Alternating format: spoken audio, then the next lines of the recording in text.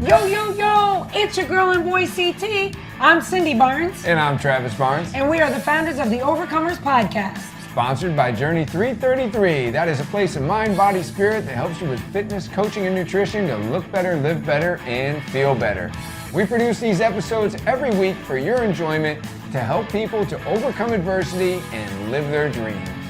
Hello, Overcomer Nation. Whoa, are we excited today? We got the man, the myth, the legend in the house. He's an ACE certified personal trainer. He's an author. He's a presenter. He's a father of 5. He's a son of the Most High. You're about to meet one of the most soulful people that I know. We've been working with him for about 7 years now, and he is also a Journey 333 franchisee.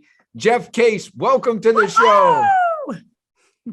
What's up, Travis, Cindy? Oh, I love it. You guys are awesome. You're beautiful. Thank you for having me. I'm super excited for this opportunity to be on the podcast. So, yeah, let's get started. What do we got? What are we doing? Wow. Well, JC, you are a true overcomer, and we're excited to have you on the show. We love to highlight everybody's journeys, and you've had quite a journey. And I think that in some respects, your journey has been deeper than most. Because I know that you're going to share with us a little bit today about finding your purpose in life and really what that feels like. So I'd love to let our audience get to know you. You're not just a franchise owner in Horseheads, but you got a past, you got a history that's led you to where you are today. So if we could, let's go back to when you were younger and just how life has kind of shaped you and taken directions and helped you to find your purpose, if you will. Yeah, for sure. Well, thank you. If we're going to start back then, I just got to say, it all has to do with like relationship with my Lord and Savior, Jesus Christ, because honestly, I can't think of any other way other than to acknowledge that. I was raised in the church, my family, my dad, my mom, the family and stuff, always going to church on Sundays. At grandpa and grandma's house every Sunday for dinner. And it just was like, it was the way of life. It was the culture and stuff like that. So with that said, to think about it and what I feel like shaped me early on to where I am right now is a near-death experience. So like, honestly, I don't think a lot of people really know about it, but when I was young, I almost drowned. I forget kind of like where we were. My mom could probably fill in some pieces and gaps there of like where we were at and stuff. All I remember is being young at a family reunion and I fell asleep on a little raft. I mean, I don't hold anything like this against like the adults and everybody there or whatever. But anyways, I was playing at the shore, and next thing you know, I woke up, I was in the middle of what it seemed to be a huge lake pond or whatever. And I just went to move, fell off this raft, and I was paddling as long as I could to the point where I wasn't anymore. And the last thing I remember seeing was a boat far off to my left and the shore down there that looked like miles away and screaming. And I just could see everybody rushing to the shore and the guy on the boat like yelling or whatever. And that's all I remember, other than the fact of the experience I felt sinking underwater. It just was it was very peaceful. It was a point where in the midst of the struggle, right? The midst of the struggle, trying to stay above that, you just kind of when I didn't have that anymore and I knew I was sinking, immediate peace came over. It was like the struggle and then the realization that like the struggle's over. The struggle's not there anymore. I can let go of the struggle or whatever you want to use that as in life. I learned at an early age that I can't control everything in my life and that things are going to happen that aren't my fault, necessarily anybody else's fault, but things happen. And I all felt all these things. And I'm still today just trying to grasp and remember and feel like everything that was happening in that moment. Like even today, like talking about it right now, just feelings overflowing of just being at peace and okay with if I wasn't going to make it out of that moment, that I was good, I was okay. My spirit was like, you're okay, I got you. Next thing I know, waking up on the shore, the storyline was that my dad beat the boat to me. That was the story, that my dad got to me before the boat did.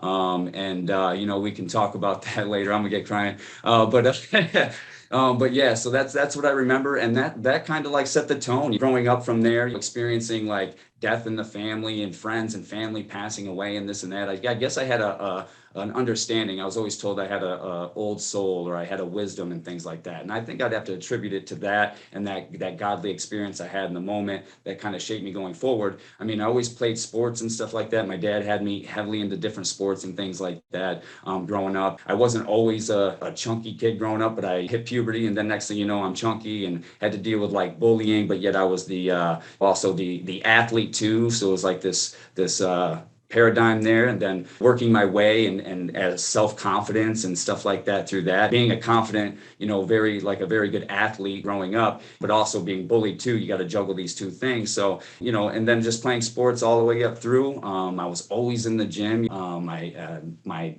from 10th to 11th, all of a sudden shot up and had like this like I got taller, the whole puberty thing and things like that. But I was in the gym.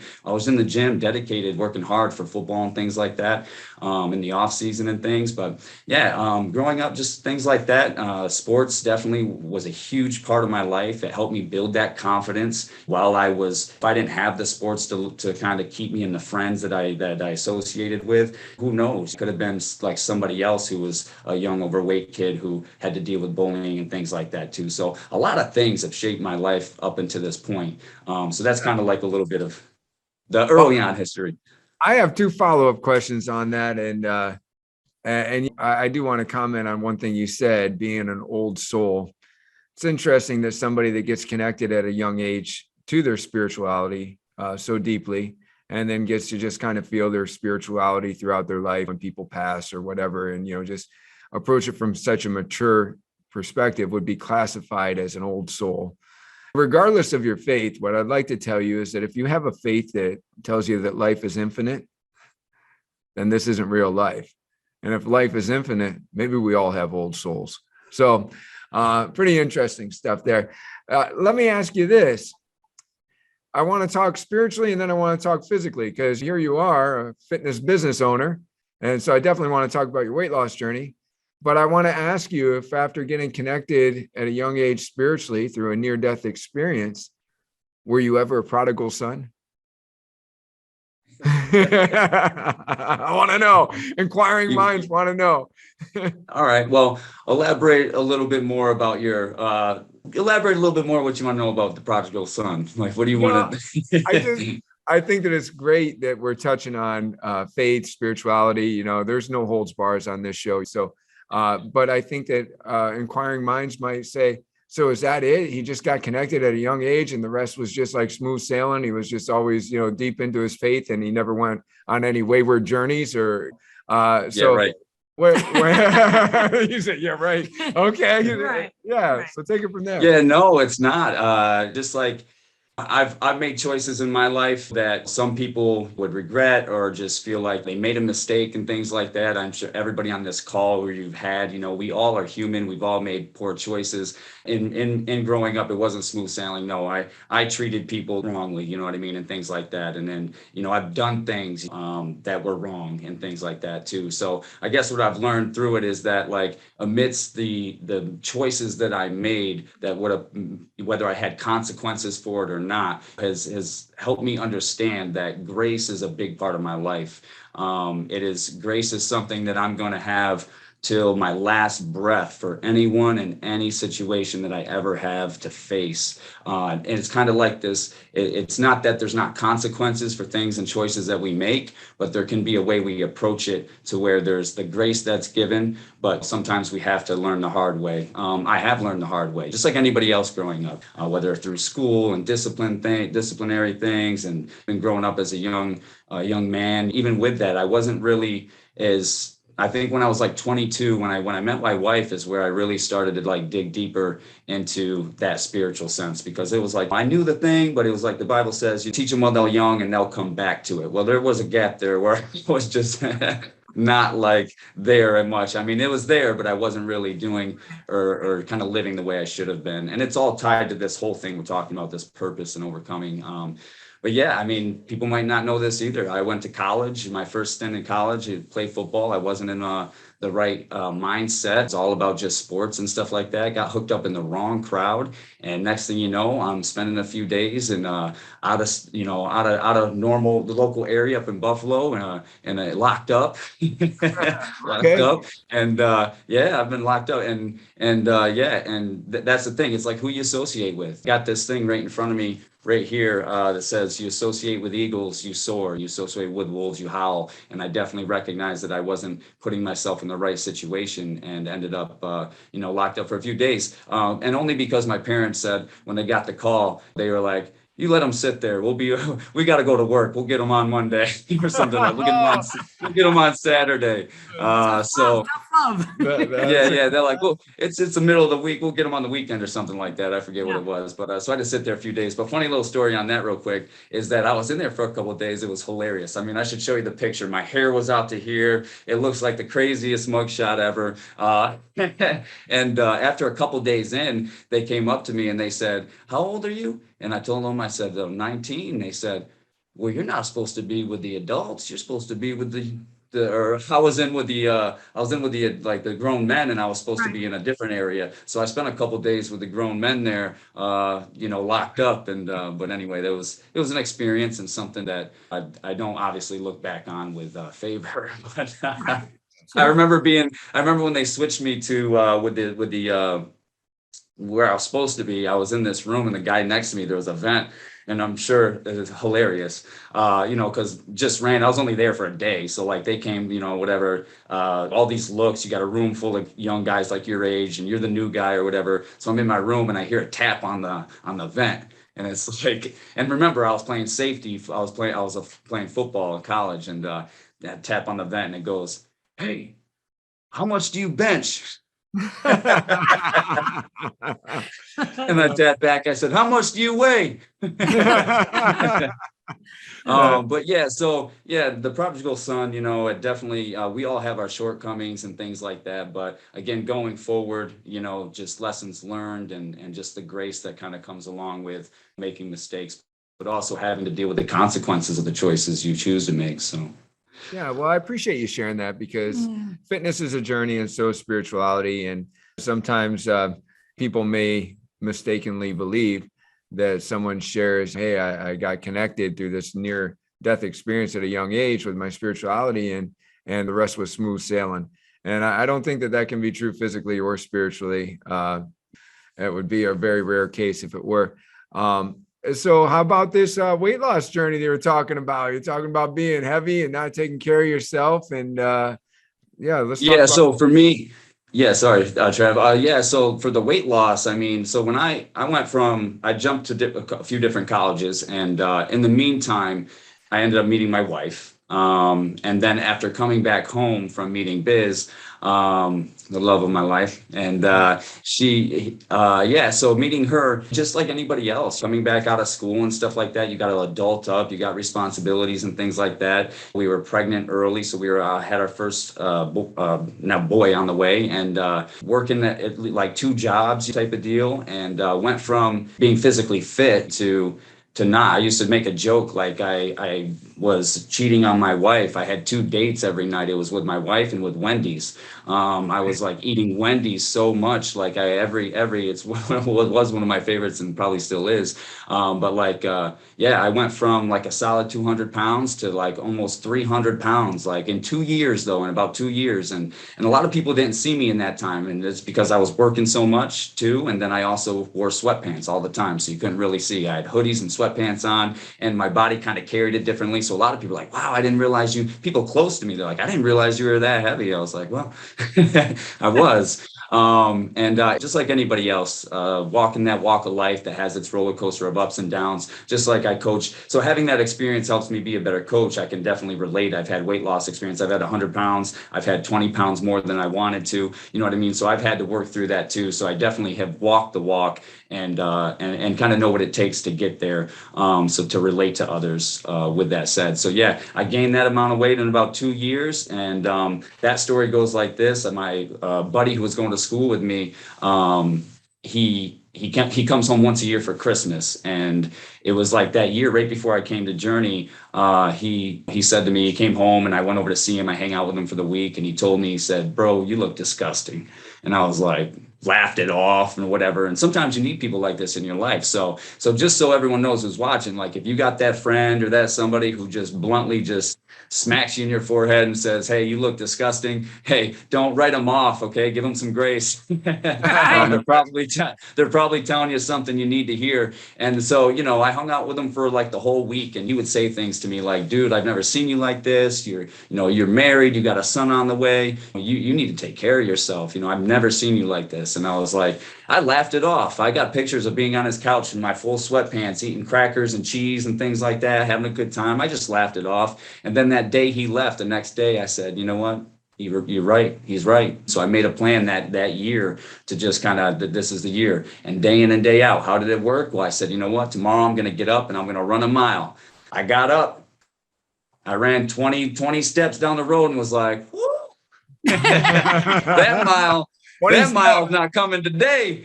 20 steps. You were feeling that Wendy's. I was like, I got 20. I started to jog. I was like, I mapped it out. I was like, I just got to make up just a mile. I can run a mile. I did that. It's nothing, man. About 20 steps down the road, I started walking. I said, "Yeah, this isn't happening today." So I walked down to a spot, came back. I said, "But you know what? I'm going to do it again tomorrow. And I'm going to do it again tomorrow.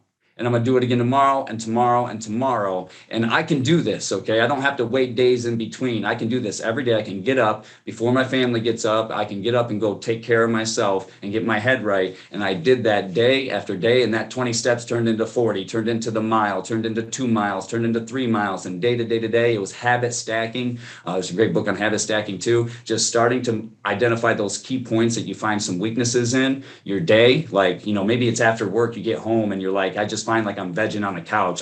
I'm like, oh, the weight of the work, I kick my shoes off and stuff. That was a recent one for my recent weight loss that I had from the COVID, was noticing I was kind of doing that. And then at the end of my day, I'd be like, man, I wasted all that time. I can take 20 minutes for myself. I get home, kick my shoes off. I put on my workout shoes, put on my stuff, and I just go for a walk, play with the kids, or do something. And that helped me get out of that state that I was stuck in. So that's a really good term that you just used. You used the term habit stacking. I read a quote the other day, and it said that we don't decide our futures. We decide our habits, and our habits decide our futures. I like the way that you approach that. Some people would have taken the 20 steps and then felt like, geez, I planned to run a mile. I only took 20 steps and here I am walking. I'm all done. Right. But you said, I can do this tomorrow and I can do this the next day and I can go a little further. Habit stacking. Go ahead. Talk about what that means to you, if you would. Oh, I'm sorry. I was just going to say that is exactly why you are a perfect coach in this company, is because, first of all, the grace that you already talked about, giving people grace, going through what you went through. When people come into the weigh-in room and, it could be 0.2 is all they lost, right? Or 0.4. It's not even quite a half pound. And for your experience and the way that you treated yourself and stayed dedicated and loyal to what you had told yourself in your head, is exactly why those talks in the weigh-in room are just perfect for you, because it's like, it's okay. You know what? I mean, it's okay. So you wanted a pound this week. It's 0.2. That's okay. There's next week. And you just stay on it and you just keep going, and we're going to get there. And at the end of this month, it could be whatever, 10, 15, 20 pounds, but like the way that you stay disciplined and the way that you are in your own mindset is perfect for our members. It's perfect. Mm-hmm. Exactly, Cindy. And what we don't like is discipline, but we know that discipline is what we need, right? Nobody likes to be disciplined, but we have to have that in order to kind of have some success. But just like what you said, going through my weight loss, in the waiting room, I say this all the time, and I hope it sticks, is that there were weeks that I did everything right. And when we have members that come in, it's like, man, I did all this, you know what I mean? And I didn't lose anything. Like, I'm frustrated and this and that. I'm like, listen, The days add up for you or against you. You got to be able to get through this, because like this is the mental block. Now it's wondering whether or not, Joe, you're going to stick to it or not. It's stick to itiveness, because I'll tell you 110%. I did weeks where I worked out 2 times a day every day. I ate to the T, and I got on the scale at the end of the week and I was up a pound. How does that happen? You know what I mean? I'm telling you, like, I did everything right. But what I found is that I felt that for a moment of discouragement, but you can't stay there. You got to let it go. If you stay in that discouragement, what's the opposite of that encouragement, which I'm big on? It's discouragement. So if you sit there and stay there too long, next thing you know, a day is going to add up. 2 days are going to add up, and before you know it, you're playing this roller coaster effect, and you're wondering why you are 1 week on and then 2 weeks off, and then 1 week on and 2 weeks off. No, you got to say, you know what? Hey, why sometimes we get on that scale and we really just start to discourage all the good we did the week before. We see that number and we're like, oh, I'm so mad and frustrated. What about the past 7 days when you did all these good things? You showed up 3 to 4 times, 5 times a week. You drank more water. You ate well. You felt better. You're gonna let all that go just for this one moment on the scale? No, it's a moment where you got to say, you know what? I'm going to do that again because I felt really good. So I'm going to do that again this week, and I'm going to do it again next week. And before you know it, all that stuff habit stacks and it starts to work for you, not against you. But it's that defining moment every week on a scale. It's like, are you going to, the scale, we don't like the scale. We all know, like, yeah, whatever, but it's a tool for success. I like to coach the members on having it's a tool, like it's a fitness toolbox. You know what I mean? Just like supplements and things like that. It's a way to track. Supplements are a way to help you adhere to the program, but you got to keep the joy. You got to understand, like, hey, this is a defining moment. I did all these good things. Don't let me waste all those good things and all that goodness on this one moment. You know what I'm saying? Yeah, you said something that sounded like a JC-ism, and it was the days that are for you or against you, or what did you say with that? Yeah, the days either add up for you or against you. You know what I mean? So to choose you this day, what you're gonna do. So like again, we just got to make sure, like, if you did everything right during the past week, do it again. Don't let it stop or don't sit in that discouragement because you're upset that, hey, I followed the program you said to follow, but hey, because listen, we know there's tons of programs out there, but the only one that works is the one you're going to stick to, right? So like, well, sometimes we do all this good stuff and we had such a good time, we felt better. Yeah, we had to work through the challenges of time and this and that. I barely made it that one day and this and that, but you made it. You know what I mean? And sometimes we can really let that one moment on the scale at the end of the week be a defining moment that kind of discourages us and puts us in that 1 week on, 2 off, 1 week on. No, you just got to knuckle up and just get it done. Such great advice, JC. Such great advice. In fact, Cindy and I are doing the New Year, New You with the members right now. And we're talking about, not losing the weight that we wanted to on, different weeks. Then we have to remind ourselves, we've only been on this diet 3 weeks. It seems like, wow, we've been doing this forever and it's just not working. I mean, come on, how about a reality check right now? There's right. 50 weeks in a year. And so we've spent about 5% of that on a diet so far, right? It's like, and then isn't there, I think there's a study that says, from what I remember, and I coach folks on, it's like the first 3 months is tough because you're not really going to see much. You're going to feel better, but you're not going to see much. It's about into that, people recognize your energy, but in that 3 months to 6 months, that's when somebody else is going to be like, well, if your consistency, right? That 0 to 6 months is where someone else is going to notice it. And it feels good to be noticed like that. And it's like that 6 months to the 9 months where we actually allow ourselves to actually see what's happening of consistency. Like there's studies on that show the first part, like you're going to feel it, but you might not really see it, but you got to stick to it. And then all of a sudden, time after, people start to notice. They obviously notice your energy, something different, but they start to see it too. And then you start to see it after. It's just how I feel like we're made. We look in the mirror, we don't really see it happening and things like that. It takes longer for us to actually allow ourselves to open up and accept that, hey, I did put in the work. Hey, you look in the mirror one day and you're like, it's working. So good. Yeah. So how long did it take you to lose about that 100 pounds that you had to lose? That's a great question. I lost the brunt of it in about 6 to 8 months, meaning like I lost about around that 60 to 80 mark, in that. And the last part was harder. And I just want to say this for people listening too. It was only harder because there wasn't much more to see. You know what I mean? So like, when you lose that amount, there's a big, you notice it, you know what I mean? It's like, wow, I lost that. But then I was like anybody else who says, I want to drop 20 pounds. And somebody's like, you don't need to lose any weight. Well, I knew that I did. I knew, like, I mean, to somebody right now, I might look like, hey, he looks fit, he's whatever, but you know that yourself, you got more of a journey to go on. So that part was that kind of was the hardest mentally, because like, again, you go from seeing so much that now it feels like it's taking longer to lose that last little bit. So that's my encouragement for somebody who has had that weight loss and now feels frustrated, like whether it's performance or trying to lose that last bit of like belly fat or whatever it is. It's like, that will be the hardest. It'll be the hardest test for you to kind of go from losing all of that to now. It might take you just as long. If it took you a year to lose 60 pounds, it might take you a year to lose that last 20. I mean, it might, but you got to be mentally strong and ready to do that. So that it did take, I always say too, make the year the best year of your life, because the year, right, is not a long time compared to 5 years or 3 years being like, man, I really wish I would have stuck with Journey, like that type of thing. Because I hear that a lot too. I used to see it growing up in sports and in the gym. I'd come back from school a year later and see people who wanted results, but they still look the same. So like, you got to stick to that. Yeah. Thinking about things in months. I'm the baby of the family. So my mom says I'm 484 months old right now, but no, I'm just kidding. She's a hoop.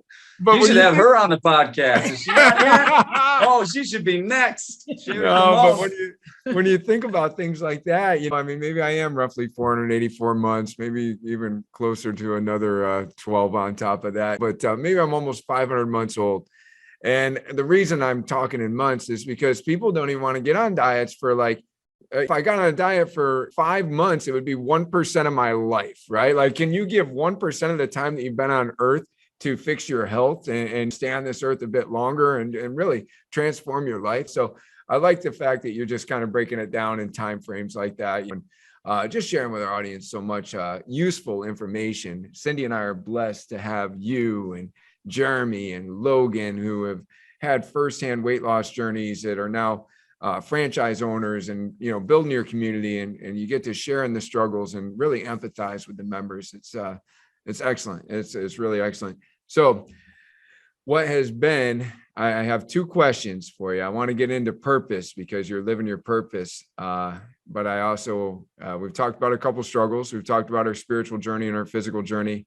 And I just want to ask, what has been your life's greatest challenge? Because we do believe that you find strength in your struggle, and that's how we overcome. So what's been your life's greatest challenge? Yeah. Before we say that real quick, I want to notice, Travis, you just look, you and Cindy, both of you, like, I'm looking at the screen here and I'm like, I got wrinkles. Y'all don't got wrinkles. I'm looking at the screen here. I'm like, I got these wrinkles on my forehead. Like, you guys look, no wrinkles at all. Like, how are you doing it? We'll talk about that later. Anyway, my greatest challenge right now is I got wrinkles on my forehead, and just kidding. Honestly, greatest challenge is I have 5 kids. I have a wife that I love dearly, and they're a huge part of my purpose. Like, that's the greatest challenge, is juggling life. Life is hard. Life is hard. It's not easy by any means. It wasn't, tomorrow's not promised. Part of my growing up in the wisdom that I had was knowing in my heart that others might not, some might understand this. Definitely, if you have a faith, you will, that this is not my home. There's another home that's coming. This is just a temporary time, and we got to store our treasures and things like that. So the biggest thing is being a husband, because God gave me my beautiful wife to cherish and take care of and to do. Do I do it right? Absolutely not. I'm a man and a human just like anybody else. I'm not perfect all the time, but that is my heart. Is the greatest challenge is being the stand-up man and husband and father that I need to be to lead the legacy, to be able to raise them up in the way they should go, and to make sure that they're taken care of and they can live life and have a wisdom and a maturity about it, and be able to, and that they're okay. So I think that's the greatest challenge. Yeah, that's a good share right there, JC. It's funny, some would say extreme, some would say intense. When it comes to business, I'm a very driven guy. But when I talk about that, or You think? we're not going to make this show about me right now. However, when I've been at these little mastermind or retreat events, and they say, if this was your last year on earth, what would you do? It always goes back to how I would try to create as healthy of a relationship as I could with my daughter. It always goes back to how would I want to leave my wife and daughter so that they were as taken care of as I can make in a year. So very important, very important. So I appreciate you saying that. And I appreciate you just, putting that first. On the other hand, we are in the Northeast and it is wintertime, and we just had about 2 inches of ice on the ground, and you were sharing something off air with us. And I want to talk about that, about how your passion has led you to the purpose that you get to do for employment every day. And tell us a little bit about how that feels, because you were sharing a story with us, and I'll just kind of let you take it from here. Like what it feels like versus other jobs that you've had in your life to just kind of wake up and, be doing what you're doing. Yeah. Well, I'll just have to say first, like, hopefully I don't offend anybody with this, but what it was is I just this morning, after experiencing that and just understanding that, I had this thought like, man, I really love that I have a passion that lights the fire to where on a situation that we're dealing with today or anything else, that I don't wake up in the morning and I'm looking for a reason to call in. I'm looking for a reason to make an excuse or call in sick because I don't want to be there or this or that. Absolutely not. Like when we know there's a winter storm coming, Journey, let's all hands on deck. Let's go. We'll stay the night. We'll do what we got to do, because for the people, there's the safety thing of it. And I'm not ignorant of that. Definitely be safe and all that type of stuff too. But what I mean is a different level of mentality, different level of thinking. Like, no longer am I in a job where I'm like, if something like this, I knew a storm was coming, I'm like, oh, I hope that they cancel work today. I hope that they, do that. I'm like, man, let's go. Let me try to make this a safe environment. And let me, whether I'm out there shoveling the parking lot myself, like, I just want people to know, because why do we do that? Because we know that what we do is of greater purpose and impact, that like maybe somebody today, even though that somebody's able to stay home and kick up their feet by the fire and stuff like that, there's somebody else who needed to be at Journey today, because it could have been a life or death, so to speak, situation. Like maybe they're going through something, and you know what? The last thing that they wanted to be there to be able to work through whatever they were working through. And we want to be there to be that light for them. So yeah, it's just that it's that purpose. Like I remember having a job where I was like, man, I hope they cancel it. And I hope that I can, but I will say too, that was a very short period of time, because it's just part of my character and ethic type of feel. Like no matter what, I remember working at a 24-hour gas station and things like that. And I remember working there and not feeling that way. I couldn't wait to get there and throw those taquitos or whatever they were up on the grill, and like those little hot dogs and wieners and things like that. You throw them up on there, get them ready for people, because there was a community there. There were people that came in all night, people on the trucks and things like that, and they were looking forward to having their food so they can go out and take care of the community. And I know it's simple, but hey, wherever you're planted, you do your work, you're of service. So I appreciated that. So I'll be out there shoveling the walk at the gas station type of deal. So that's what you were talking about there. I was just going to say that is one thing right from the day you were hired, JC, and you started working at Journey. Your work ethic has always been top scale, top shelf. You've always had a fantastic work ethic, and I believe that you've had it wherever you go. Like any of your previous jobs, I could totally see that, you know what, this is my job. This is what I'm paid to do. And I'm going to do it to the best of my ability. And you put forth 100% every single time. Like there's no doubt in my mind, that is how you treated all your jobs, for sure. Travis understands that too, to the point you feel like you're doing what you need, but that doesn't mean that I made the right choice. Even with that work ethic, I'm trying to do the best. I'm trying to think of all the different ways I can help. And even sometimes where you think you're helping, you might be not helping the situation. And then that's a learning pattern, that kind of helps. That's kind of yourself and understanding that, hey, that pride and things like that. Like I know that I have that, but I also know sometimes in my pursuit to kind of do the way I think that is right, this or that, or up to the standard, sometimes I might be missing it too. So I recognize that a little bit. A lot, actually. I've had to deal with that, and I appreciate you guys for helping me grow in many areas along the way through business and through a journey of understanding those things. And it's kind of like we did all that life together. We were able to grow and understand those things and grow together on that. But I do attribute that, Cindy, to my dad again. I know we'll probably get to that again in a little bit here soon, but my dad, he just raised me that way. My dad was the one, they worked. My mom worked many jobs. I grew up. I failed my, what was it, ninth grade, not 10th grade math class because my mom had one of her early morning jobs and I got to school late, missed my first period because I was always helping her mop floors at a place and things like that. And I would always get there late and she flunked me type of deal. But my mom was always working more jobs. My dad was always working more jobs. And my dad always said, with a grain of salt lightly here, but it's like, hey, he'd always say, do the job right. So that way nobody has to come up and clean up after you. Do it right the first time. So nobody has to pick up after you because nobody likes to pick up after people. Right. It's like in a way. So like, he always taught me that way. And he was always behind me whenever he had me do something. Some people might be like, I guess I just had a stronger spirit to be able to handle that. But like I do something, he'd say, nope, do it this way. No, do it this way. And I have an appreciation for that. I have an appreciation for doing it with integrity, doing it with quality versus quantity. So like my dad was always a stickler on the quality of your work. So that always stuck with me. He raised me that way. He was always the one cleaning the house and stuff like that. I'd be cleaning. Sometimes there were those thoughts. I'd be cleaning cobwebs off the rafters in the basements and the attics. Like, why am I doing this? Why nobody's up here? Why am I vacuuming up cobwebs out of the attic and basement? But he just was that. It was a way he taught me to the details, right? The details, the little details, right? And I know there's lots of things about the little details and things. So but JC, your dad saved you at a young age, and we're grateful for your dad for the lessons that he taught you, and he taught you some important ones. And this show, this Overcomers show, is about overcoming all sorts of things: addiction, weight loss, incarceration, business adversity, which we're all facing as we've gone through 2 years of pandemic as a fitness business.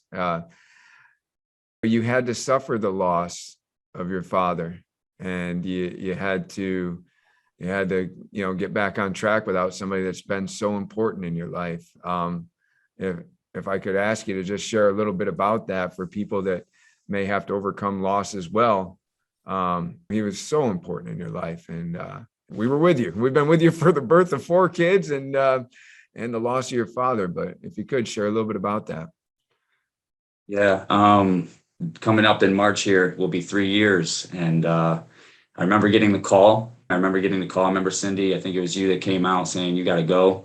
You got to get out of here, type of deal. When it went down, tears in my eyes right now because just thinking about it. And really what I'm thinking about is not only just my dad, but just the fact that the grace that you guys gave me, the way the community stood behind me during that time, and really appreciate all of that. I mean, what a support it was to have you guys stand behind me, even when it was said and done, and just getting that text from you, Travis and Cindy, and being like, hey, you got to get back. You got to get going. You got to get in. You got to keep moving forward, because it was hard that first day back in here. It was tough. It was weird. It just felt awkward in different ways for all that. But towards the end, you guys kind of encouraging me to, hey, it's time to get back in here and get going. And that's what your dad would have wanted type of stuff is you to. So I remember that and I appreciate that. And still today, not too sad. And other than the fact that man, I just wish I had more time. I wish I had more time with him. I look back at pictures, I had pictures. I was able to get a picture with my youngest. I have all the boys with him. We took a picture while he was sick, and he wasn't sick, but doing okay during that time. But knowing my dad and how he raised me, I have no doubt of what he lived for and what he stood for and where he is right now. So the moment I got the call, it wasn't sadness. It actually was more of a lion heart. It was more like, Dad, let's go. What do we have left to do? Is he going to be like, I knew immediately, just like I was under that water drowning. Once I got the call and then I was told what happened, peace came about me and said, he's okay. He's okay. It was like this spiritual feeling of you know what to do. You know how to carry yourself now. You know how to be there for your family. You know how to do this or that and carry that mantle. I'm okay. type of deal is what I felt. And I was given, I mean, there were numbers that were coming to me in that moment and different things. I know where he is. I'm comfortable with that. But yeah, it's been just like now understanding and like learning about myself when I think about the experience I had while I drowned or growing up. As we become adults, sometimes we forget those things, but as the more we kind of like bring ourselves back to them, we can understand ourselves better. So I'm still in a process of that, of working through this. So yeah. But once again, your faith pulls you through, because that's what's giving you the comfort and the peace. So let me ask you this: if JC was to tell people what it takes to be an overcomer, what would you say? It definitely takes faith. It takes enthusiasm, guys. It takes enthusiasm, joy, encouragement. You know what I mean? I always tell people, you got to encourage yourself. If we look for somebody else to encourage us, you're going to be looking for the rest of your life, and I'll just say too, it has nothing to do with that person not thinking or caring about you. It's that we're all human and we think and it all comes back to communication, right? Something that's going to be a lifelong learner for, we might have that best friend, but they might not know what you're feeling because you didn't tell them. So you have to be able to encourage yourself first, so that way you can encourage others. If you're feeling down, that's what it means to be an overcomer in any situation. To me, it is, because the opposite of discouragement is encouragement. So when things are not going right, and then the Bible tells us, we'll have trials and tribulations through this world. We can't explain it. It's just going to happen. There's no rhyme or reason. It's not that he's bad or that you're bad or this or that, or you deserve this. I don't believe anybody deserves this type of stuff, tragedy and all these things that happen in ways. But you got to encourage yourself and you got to deal that card that's dealt. I have a few things here I'll share on that. I have these little cards I made. I haven't patented it yet, but I have mints out front. We like our mints. And the mints, they're called lifesavers, but for a reason. And I like to say, what's the best kind of mint you can feed yourself? Encouragement. Because just like a breath mint refreshes your breath, so will a breath of encouragement refresh your soul. So stay encouraged, keep a smile on your face, and I think never give up. And then I also pulled out one of your cards here that you gave us. I not only got the Carpe Diem, but I got the Be Strong one. And I just picked one before our call today. And it says, faith is the daring of the soul to go farther than it can see. William Blake there. And I just randomly picked that one, and it was about faith and stuff. The daring of the soul to go further than it can see. Well, let's talk about where you can see yourself going next. What's on the horizon for JC? Well, I think on the horizon is just growth where I'm at. I know where I'm planted. I know where I'm supposed to be. I know what I'm supposed to do. So, on the horizon is just up and up. We rise together, right? The whole Phoenix and the story there. And I'm excited for the company. I'm excited for all of us, and where you guys are going now with the Bucks are getting bucked down there and they're getting buck in here and things like that. And you guys are going to be off doing your purpose. So, how can we continue to support each other to line you guys up, Travis and Cindy, with where you're to go next and support you along the way, because we're all in this together. So, but I know where I'm planted right here. It's to continue to love and grow Journey Horseheads, and that's what my goal is to do. My team, grow the team and just care for them. Obviously, my family and stuff like that. I mean, I have dreams. Would I like to own another location? Of course. Would I like to move to Tennessee and start one? Yeah. Would I like to, so with all that stuff down the road, you gotta obviously build, and there's plenty you can plan for that type of stuff. But that's kind of where I see, things going. But right now I'm right here, and I'm excited about it. I love our community, and I'm just excited for all of us and everything that we got going on. And I continue to pray for all of us to continue to stay encouraged and keep fighting the fight, because no matter whether you're a member or your owner or a coach at Journey, it is the best place to work. That's awesome. That's awesome. So let's add, for those that might need a mint from time to time, a little encouragement, how do they follow JC? How do they get more of JC? Social media links, whatever. Yeah, follow me. My stories are popping. You go over there on Instagram, you go on Facebook. I'm all about it. Come see me down on Lake Road in Horseheads, New York, 3162. Reach out to me. Like find me on Facebook or email. I'm sure you'll have some things there. Yeah, all of that. And I mean, not just me, everybody else. What are the links for Facebook or Instagram, or you're doing So our Facebook, like we all have a page. So like there's your main Journey Fitness page. Mine is Journey Fitness Horseheads. There's Journey Fitness Corning. So if you're going to try to find me, you got to definitely look for Journey Fitness Horseheads. Yeah. For anyone watching, like Horseheads, what's that? Like, what kind of place is that? HO horse, right? And heads. Yeah. There's not horse heads laying around in here and stuff like that, but not like a bad movie. Right. But there's that. JC Witness for Fitness on Insta is my handle. Other than that, the little mint I also wore today, Travis, just for the occasion. We didn't talk about it much. It could be for a later time. But this is the shirt I wore to my interview that I didn't get hired at. No. It wasn't really? Yep. And the difference is I had a nice pair of slacks on, I thought, and a pair of nice shoes, but I had a beard and a man bun that I guess were the deal breakers. But this was the shirt, and it said, "We never give up." Oh my God. I can't believe that was the shirt though. Wow. Oh yeah, because I don't know. I was inspired by the shirt. I was like, you know what? Coming in here, I felt led to wear that shirt, and the rest is history. Yeah, the rest is history. JC did not get hired after his first interview, but the man that you heard today had a heart that was just so evident when Cindy called him to let him know.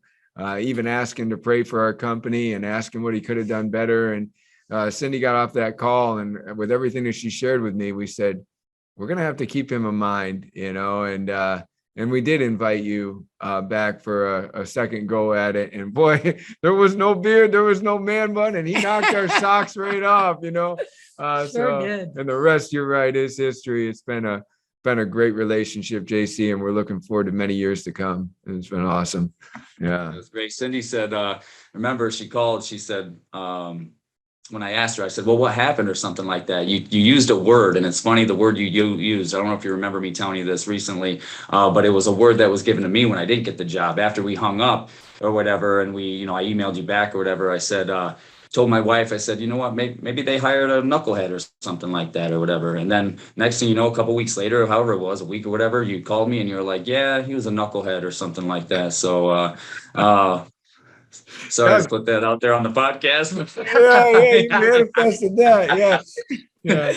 But I just thought it was brother, that you can't judge a book by looking at the cover, right? True.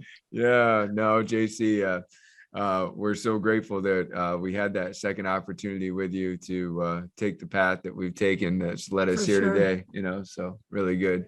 Really good. Thank you both for the opportunity for this. I'm so proud of you guys. I mean, the members love this too.